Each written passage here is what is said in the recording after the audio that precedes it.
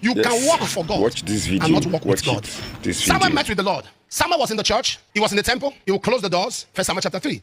But the Bible says Samuel had not yet known the Lord. Samuel was in the house of God, was taking care of the temple of God, but he did not know God. Sir, you can walk for God and not walk with God. There are people walking for God, but they are not walking with God. There are people who are doing the work of the Lord. They don't know the Lord of the work. They are working for God. They are working in a department. They are working in any form of department, whatever department it is.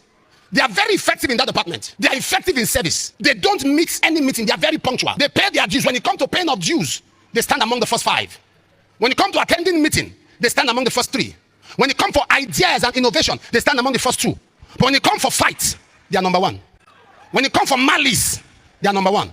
When it comes for gossip, they are number 1. When it comes for speaking against authority, they are number 1. They don't know the Lord. They're in the church, opening and closing the temple. There is no alignment. There is no connectivity, no intimacy with God. They are not walking with God, but they are working for God. There are many people in campuses who sit down in class, but they are not students. They sit in class. They carry folders. You thought they are students. They told their parents they are students, but they are not. But they need to make it real. They sit. It's during the examination. You now know he's a student. Because even some that are not in class, they show up. He did not know the Lord, but he was in the temple. You know, how do you anoint somebody in a ministry? A pastor from a branch recommends a person to be ordained because he thought he saw faithfulness.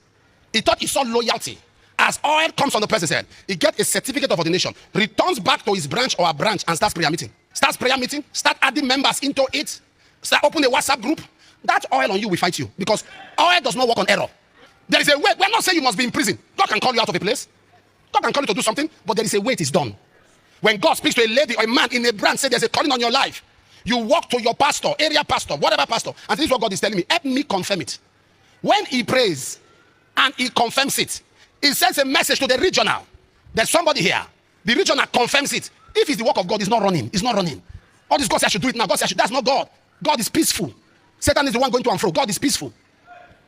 God is peaceful. This to and fro recklessness is not God. He says God is calling this. If I don't do it now, I will die. Who are you? Who are you? God doesn't talk like that. He goes to the regional, and the regional prays and confirms and writes to the headquarters. A letter of release must come from the headquarters. That having passed through all this process, you are released. You can go. When you are doing ministry at that level, you know you have a backup.